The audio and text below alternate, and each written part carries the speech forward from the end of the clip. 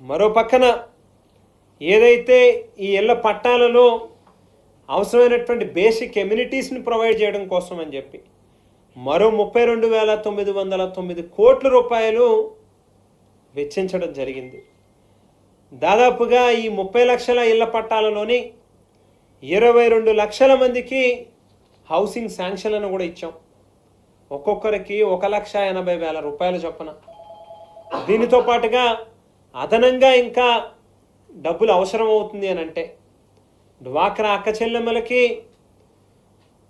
పూర్తిగా 0 వడ్డీకే బ్యాంకుల నుంచి రుణాలు ఇప్పించేటటువంటి కార్యక్రమం కూడా చేయడం జరిగింది. ఇళ్ల నిర్మాణం కోసం ప్రత్యేకించి కొంత బ్యాంకర్లని రిక్వెస్ట్ చేసి దానికి సంబంధించి కూడా ఏర్పాటు చేయడం జరిగింది.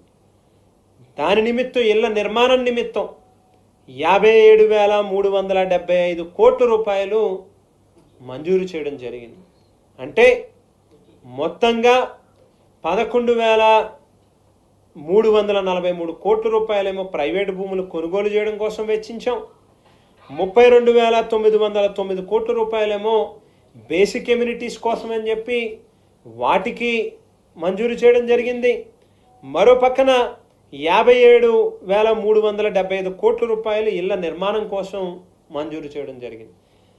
దాదాపుగా ఈ మూడు వెరసి 1,02,710 కోట్ల రూపాయలు మా ప్రభుత్వంలో మేము మంజూరు చేసి అన్నీ కూడా మేం చేస్తే చంద్రబాబు నాయుడు గారి రిపోర్ట్ వచ్చి ఏదో కొత్తగా జీవో ఇచ్చినట్టుగా, కొత్తగా ఏదో ఆయన ఏదో చేస్తున్నట్టుగా ఆయన అకౌంట్లోకి వేసుకునేటటువంటి కార్యక్రమం చేస్తారు. వాస్తవం ప్రజలకి తెలుసు. ఏ రోజు కూడా చంద్రబాబు నాయుడు గారు ఏ పేదవాడికి కూడా కనీసం ఒక్క అంగుళం కూడా భూమి ఇచ్చినటువంటి పాపాన పోలేదు. ఆయన సొంత ఇల్లు కట్టుకున్నాడు. హైదరాబాదులో ఒక రాజభవనాన్ని నిర్మించుకున్నాడు. 1,00,000 రూపాయలు విలువ చేసేటటువంటి ఫ్లోరింగ్లు వేయించుకున్నారు. కోట్ల రూపాయలు విలువ చేసేటటువంటి ఇళ్ళని కట్టుకుని ఆయన విలాసవంతమైనటువంటి జీవితానికి ఆయన అవసరమైనటువంటి ఇంటిని నిర్మాణం చేసుకున్నారు తప్పితే ఏ రోజు కూడా పేదవాడికి ఇల్లు ఇవ్వాలి అనేటువంటి ఆలోచన మాత్రం చేసినటువంటి పాపాన చంద్రబాబు నాయుడు గారు పోలేదు. ఇవాళ వైఎస్ఆర్ కాంగ్రెస్ పార్టీ తరఫున ఖచ్చితంగా డిమాండ్ చేస్తూ ఉన్నాం. ఏదైతే మీరు ఎన్నికలకు ముందు హామీలను ఇచ్చారో అవి ఖచ్చితంగా నెరవేర్చి చేసి చూపించాల్సిందే. లేనటువంటి పక్షంలో ప్రజాగ్రహానికి ఖచ్చితంగా మీరు బలి కాబోతా ఉన్నారనేటువంటి విషయాన్ని మాత్రం దృష్టిలో పెట్టుకోండి అని చెప్పి సందర్భంగా తెలియజేస్తా ఉన్నా. మళ్ళీ ఇంకొకసారి గుర్తు చేస్తా ఉన్నా, ఎలక్షన్లకి ముందు 14 లక్షల కోట్ల రూపాయలు అప్పుల ఊబిలో రాష్ట్రం ఉంది అని చెప్పి మీ నోటితో చెప్పినటువంటి మీరే ఆవేళ ఈ హామీలన్నింటినీ ఇచ్చారు.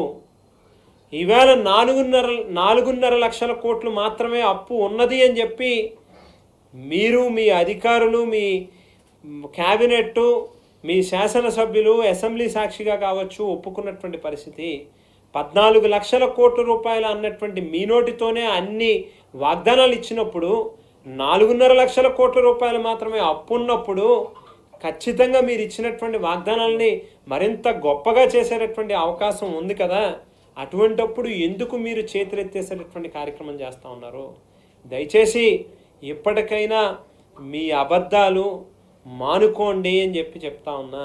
మీకంటూ నిజంగా ఏదైనా చిత్తశుద్ధి ఉంటే, మీకంటూ ఏదైనా నిజంగా ప్రజల పట్ల కమిట్మెంట్ అనేటువంటిది ఉంటే ఇప్పుడైనా మీ పదవులకి రాజీనామా చేయండి. మీరు చేయలేనటువంటి పక్షంలో. ఎందుకనంటే ప్రజలు మీరిచ్చినటువంటి వాగ్దానాలకి, మీరేదైతే చేస్తాను అని చెప్పి సూపర్ 6 పీరియడ్ చెప్పారో దానిని నమ్మి ఓట్లు వేశారు కాబట్టి, మీరు నమ్మబలికారు కాబట్టి, మీరు ఈవేళ చేయలేకపోతా ఉన్నాము అని చెప్పి చెప్తున్నటువంటి పక్షంలో మీ ప్రభుత్వాన్ని ఖచ్చితంగా మీ అంతటి మీరే పూర్తిగా డిజాల్వ్ చేయాల్సినటువంటి అవసరం ఉంది.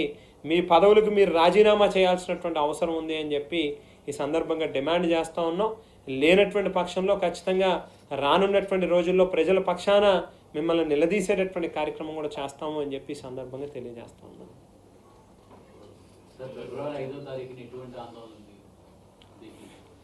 ఫీజు రియంబర్స్మెంట్కి సంబంధించి కూడా బహుశా ఒక ఆరోగ్యశ్రీ తీసుకున్నా, ఫీజు రియంబర్స్మెంట్ తీసుకున్నా, ఇవన్నీ రాజశేఖర రెడ్డి గారి మార్కుని గుర్తు చేసేటటువంటి సంక్షేమ పథకాలు. కావాలనే చంద్రబాబు నాయుడు గారు వీటిని నీరుగార్చేటటువంటి కార్యక్రమం చేస్తారు. గతంలో కూడా ఫీజులు పెంచుకోవడానికి ప్రైవేట్ కళాశాలలకి అవకాశం ఇచ్చినటువంటి చంద్రబాబు నాయుడు గారు ఆవేళ ఫీజు రియంబర్స్మెంట్ అమౌంట్ని మాత్రం పెంచడానికి కానీ లేకపోతే సకాలంలో వాటిని చెల్లించడానికి కానీ ఇష్టపడలేదు అనేటువంటిది గతంలో కూడా మనం చూసాం.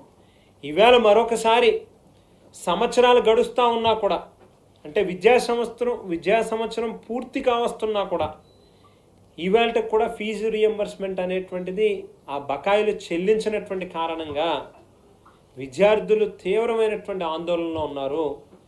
ఎక్కడ ఏ కాలేజీల్లోని కూడా ఆ పిల్లలు చదువులు పూర్తయిపోయినప్పటికీ కూడా వారి యొక్క సర్టిఫికెట్లను ఇవ్వట్లేదు, చాలా ఇబ్బంది పడుతూ ఉన్నారు. ఎప్పటికైనా ప్రభుత్వం దిగొచ్చి వెంటనే ఫీజు రియంబర్స్మెంట్ బకాయిల్ని కనుక చెల్లించినటువంటి పక్షంలో ఫిబ్రవరి 5వ తేదీ నాడు రాష్ట్ర వ్యాప్తంగా పెద్ద ఎత్తున విద్యార్థుల తరపున విద్యార్థులకు న్యాయం జరిగేటట్టుగా ఈ ప్రభుత్వం మీద గలమెత్తేటటువంటి కార్యక్రమం చేస్తామని చెప్పి తెలియజేస్తాం.